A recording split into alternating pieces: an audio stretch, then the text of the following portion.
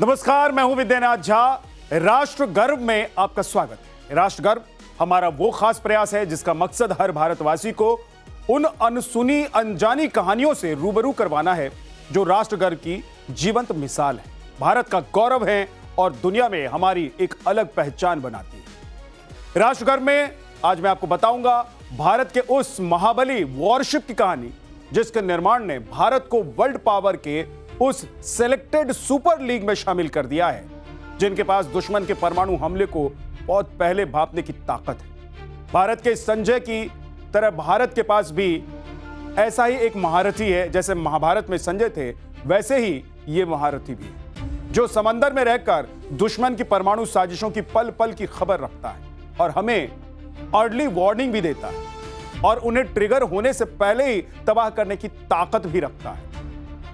मैं बात कर रहा हूं आईएनएस ध्रुव की, जो भारत का बेहद खास और सीक्रेट वॉरशिप है।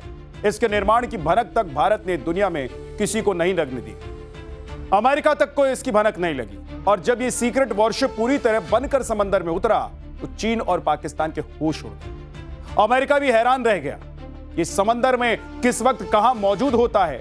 यह खबर भी बेहद सीक्रेट रहती, क्योंकि आईएनएस ध्रुव की तैनाती से जुड़ी रिपोर्टिंग सीधे प्रधानमंत्री कार्यालय यानी कि पीएमओ और राष्ट्रीय सुरक्षा सलाहकार अजीत डोवाल को होती है। यह बात तय मानी जाती है कि आईएनएस ध्रुव जहां मौजूद होता है वहां किसी बड़े और सीक्रेट ऑपरेशन की तैयारी होती है या दुश्मन की बड़ी साजिश को नाकाम करने का ब्लूप्रिंट बन रहा होता है। इसलिए आईएनएस ध्रुव हर भारतीय के लिए है राष्ट्र गर्व की नई कहानी,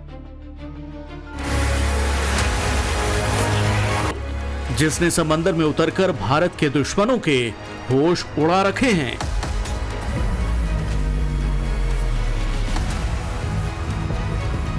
अरब सागर से लेकर पूरे हिंद महासागर तक, दक्षिणी चीन सागर से लेकर प्रशांत महासागर को छूते इलाके तक, जमीन, आसमान या समंदर, कहीं भी किसी मिसाइल का बटन दबाया जाता है, ठीक उसी पल ये उस हमले का पूरा ब्लूप्रिंट निकाल लेता है।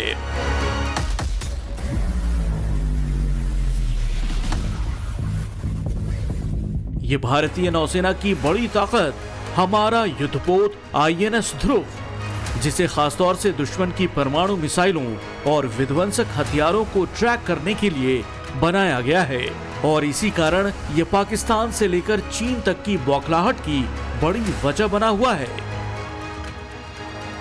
समंदर में इसकी मौजूदगी ये गारंटी देता है कि भारत पर एटमी हमला का ख्वाब भी दुश्मन को भारी पड़ेगा, क्योंकि उसके एटॉमिक ब्रीफकेस के स्विच ऑन होने का इंटेलिजेंस इनपुट अगले चंद सेकंड में ही ये जुटा लेता है और इसके कंफर्मेशन के साथ भारत का बैलिस्टिक मिसाइल डिफेंस सिस्टम जल, थल, नभ में जहां जहां तैनात है उस एटमी खतरे से निपटने के लिए तुरंत एक्टिव मोड में आ जाता है। आईएनएस ध्रुव का तगड़ा सर्विलांस सिस्टम 2000 किलोमीटर के दायरे में नजर रखता है और दुश्मन के परमाणु मिसाइल के हमले के वक्त को ट्रैक कर अर्ली वार्निंग देता है। जमीन आसमान तो ठीक, समंदर के नीचे भी दुश्मन की एटमी साजिशें इससे छिपी नहीं रह सकती, क्योंकि ये समंदर में मूवमेंट के साथ समुद्र तल की मैपिंग भी करता है, दुश्मन की पनडुब्बियों का पता लगाता रहता है। ये समुद्र में लंबी दूरी से दुश्मन के मिसाइल परीक्षणों और हमलों को ट्रैक कर सकता है, विशेषकर हिंद प्रशांत क्षेत्र में।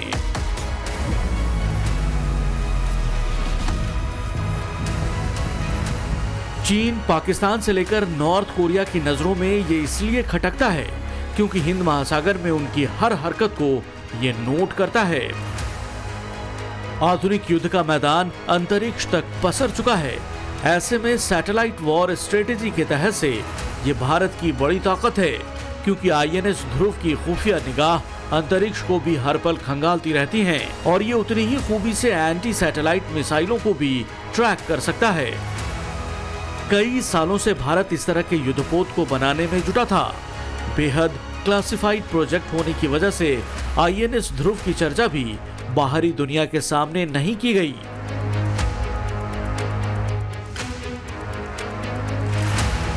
जब इसका सी ट्रायल यानी समुद्री परीक्षण शुरू हुआ तब दुनिया को इसकी भनक लगी।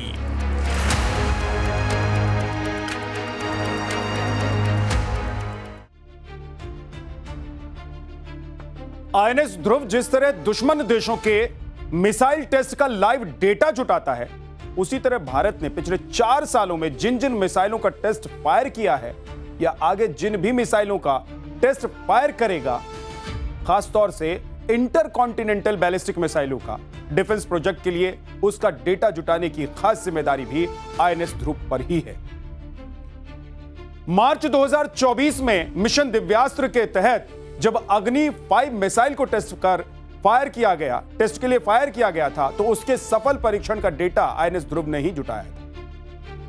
और भारत की प्लानिंग अभी कई और बैलिस्टिक मिसाइल्स बनाने की भी, जैसे कि 8000 से 12000 किलोमीटर रेंज वाली अग्नि 6, 12000 से 16000 किलोमीटर रेंज वाली सूर्य मिसाइल, K5 और K6 जैसी SLBM यानी कि सी लॉन्च बैलिस्टिक मिसाइल, जिसकी रेंज 5000 से 12000 किलोमीटर होने का अनुमान। और इन सब के टेस्ट फायर का जो डेटा है वो जुटाने की जिम्मेदारी ध्रुव की ही होगी, और बारीकी से नजर रखने की जिम्मेदारी भी ध्रुव की ही होगी, और उसका टेस्ट इनपुट सेना और सरकार को देने की भी जिम्मेदारी इसकी होगी। और इस लिहाज से यह बेहद महत्वपूर्ण है। आईएनएस ध्रुव चूंकि परमाणु हथियारों से जुड़ा युद्धपोत है, इसलिए इसे स्ट्रेटेजिक फोर्स कमांड के बेड़े में रखा गया है। इस बेहद सीक्रेट कमांड से जुड़े होने का कारण भी इसकी कोई जानकारी आधिकारिक रूप से साझा नहीं की गई। इसे स्ट्रेटेजिक फोर्स कमांड यानी कि SFC देश की ऐसी ऑपरेशनल कमांड है ये, जिसमें थल सेना, वायुसेना और नौसेना के अफसर तैनात किए जाते हैं। ये ईस्टर्न नेवल कमांड का हिस्सा है, लेकिन बेहद ही गोपनीय काम है ये, और गोपनीयता के साथ, और कमान सीधे PMO यानी कि प्रधानमंत्री कार्यालय के अंडर में ये काम करता है। देश के सभी परमाणु हथियारों की जिम्मेदारी इसी सीक्रेट कमांड के पास होती है। इसे प्रोजेक्ट VC 11184 नाम के मोस्ट सीक्रेट मिशन के तहत बनाया गया था, जो सीधे प्रधानमंत्री कार्यालय और राष्ट्रीय सुरक्षा सलाहकार अजीत डोभाल के नियंत्रण में था। इसे 2014 में बनाना शुरू किया गया था। इसे निर्माण की लागत 1500 करोड़ रुपए आई थी, और इसकी गोपनीयता इसी बात से पता चलती है कि अक्टूबर 2020 में बिना किसी सार्वजनिक समारोह के नौसेना में शामिल कर लिया गया था इसको।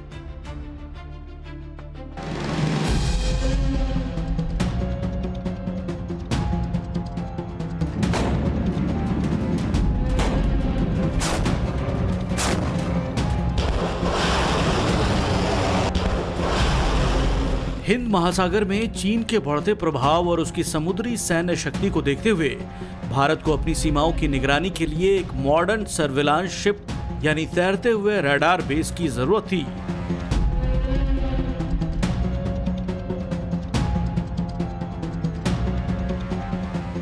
भारत ने इसे समंदर में उस दौर में उतारा जब दुनिया की बड़ी ताकतों ने समंदर में सर्विलांस ड्रोन और साइलेंट किलर पनडुब्बियों की तैनाती कर ब्लू वाटर वॉरफेयर की शुरुआत की। इस दौर में समुद्री शक्ति के प्रतीक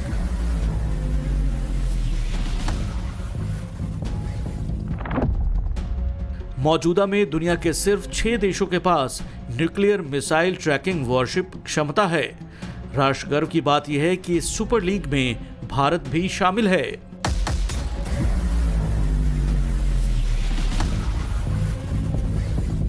अमेरिका ने द्वितीय विश्व युद्ध के सबसे पहले इस तरह के वॉरशिप का निर्माण शुरू किया। 1964 तक अमेरिकी नौसेना में उसका इस्तेमाल शुरू कर दिया गया था। USNS होवार्ड ओ लॉरेंजन, जिसे TAGM-25 भी कहा जाता है, अमेरिकी नौसेना का मौजूदा एकमात्र मॉडर्न मिसाइल ट्रैकिंग वॉरशिप है। ये भी INS ध्रुव की तरह ही S बैंड और X बैंड के विशाल रडार सिस्टम, जिसे कोबरा किंग सिस्टम कहते हैं, उससे लैस है। ये 12,000 टन से ज्यादा वजनी है और दुनिया भर में बैलिस्टिक मिसाइल लॉन्च की निगरानी करता है।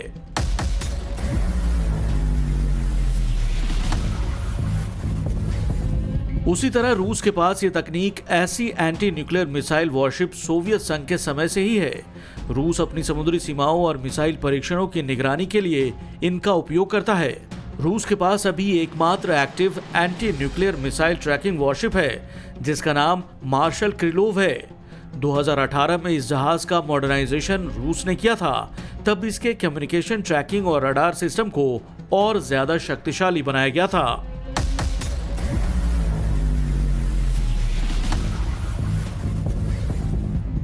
चीन 1965 में ही anti nuclear missile tracking warship बनाना चाहता था।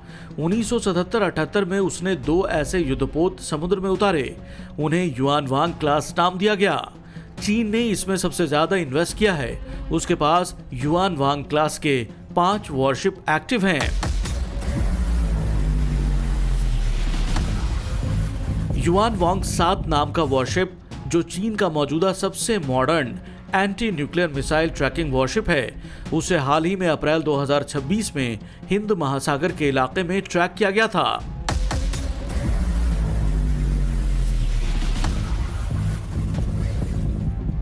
फ्रांस के पास मोंग A601 नाम का anti nuclear missile tracking worship है, जो 1990 से उसकी नौसेना में है।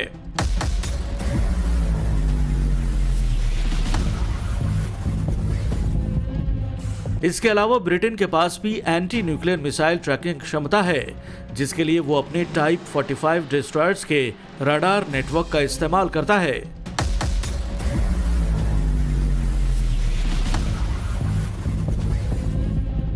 भारत इस सुपर लीग में शामिल होने वाला लेटेस्ट देश बन गया। जब 10 दिसंबर 2021 को आईएनएस ध्रुव को आधिकारिक तौर पर कमीशन किया गया, अपनी लॉन्चिंग के साथ ही 3 की संख्या वाला इसका स्पेशल रडार डोम एंटेना इसकी पहचान बना।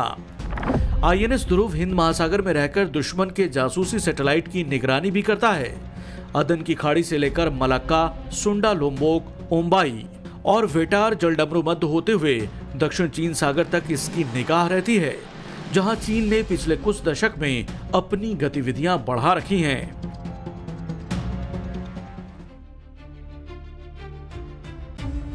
एंटी न्यूक्लियर ट्रैकिंग वॉरशिप की असली ताकत उसके एडवांस्ड रडार और सर्विलांस सिस्टम में है। आईएनएस ध्रुव में भी एक्टिव स्कैन एरा यानी कि ऐसा रडार सिस्टम लगा हुआ है जो अलग अलग 100 से ज्यादा स्पेक्ट्रमों को एक साथ स्कैन करने की क्षमता रखता है। राष्ट्र गर्व की बात यह है कि यह भारत का स्वदेशी एडवांस्ड रडार सिस्टम है, जिसे डीआरडीओ ने डेवलप किया है। यह तकनीक के मामले में अमेरिका और रूस के एडवांस्ड रडार सिस्टम को टक्कर देता है। एईएसए रडार सिस्टम में 2 मुख्य रडार लगे हैं जो इसे दुनिया के सबसे घातक ट्रैकिंग वॉरशिप में से एक बनाते हैं। एक है एक्स बैंड रडार, जो दुश्मन की मिसाइल या वॉरहेड की पहचान करने और उसे ट्रैक करने के लिए इस्तेमाल होता है। न केवल मिसाइल को ट्रैक करता है, बल्कि उसकी गति, दिशा और वहां कहां गिरेगी वो इसका सटीक अनुमान भी लगा लेता है। दूसरा है एस बैंड रडार। यह रडार बहुत बड़े इलाके की निगरानी करता है। यह एक साथ कई टारगेट, जैसे कि कई मिसाइलों और स्पेस सैटेलाइट को लंबी दूरी से ही स्कैन कर सकता है। 15,000 टन विस्थापन क्षमता वाला आईएनएस ध्रुव पर लगा जनरेटर लगभग 14 से 15 मेगावाट बिजली पैदा करता है, ताकि इसके शक्तिशाली रडार चल सके। 15 मेगावाट बिजली इतनी बिजली है जिससे शहरों में 10,000 घरों में इस्तेमाल किया जा सकता है। 10,000 घर रोशन हो सकते हैं।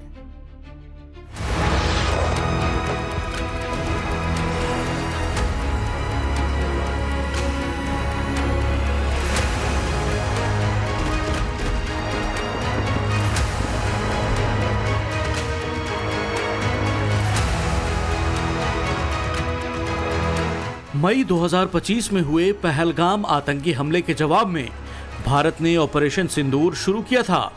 इस दौरान भारतीय नौसेना ने 36 से ज्यादा युद्धपोतों, सबमरीन्स और विमान वाहक पोत आईएनएस विक्रांत के साथ उत्तरी अरब सागर में कड़ा पहरा बिठाया था। हिंद महासागर में आईएनएस विक्रमादित्य ने मोर्चा संभाल रखा था। तब ऑपरेशन सिंदूर के लिए इलेक्ट्रॉनिक इंटेलिजेंस जुटाने और दुश्मन की निगरानी का पूरा काम अरब सागर से आईएनएस ध्रुव ने संभाल रखा था। आईएनएस ध्रुव को इसलिए खास तौर से मोर्चे पर उतारा गया था क्योंकि पाकिस्तान के नेताओं ने शुरुआत में एटमी हमले वाली गीदड़ भभकी दी थी। आईएनएस ध्रुव चूंकि भारत का पहला परमाणु मिसाइल ट्रैकिंग जहाज है, इसलिए इसने दुश्मन की मिसाइल गतिविधियों पर नजर रखने और भारतीय स्ट्राइक ग्रुप को सुरक्षा कवच प्रदान करने में मदद की। नौसेना की इस भारी तैनाती, जिसमें आईएनएस ध्रुव के आधुनिक रडार भी शामिल थे, उसकी वजह से पाकिस्तानी नौसेना कराची बंदरगाह में ही रहने को मजबूर हो गई। ऑपरेशन सिंदूर के दौरान आंख और कान की तरह काम करते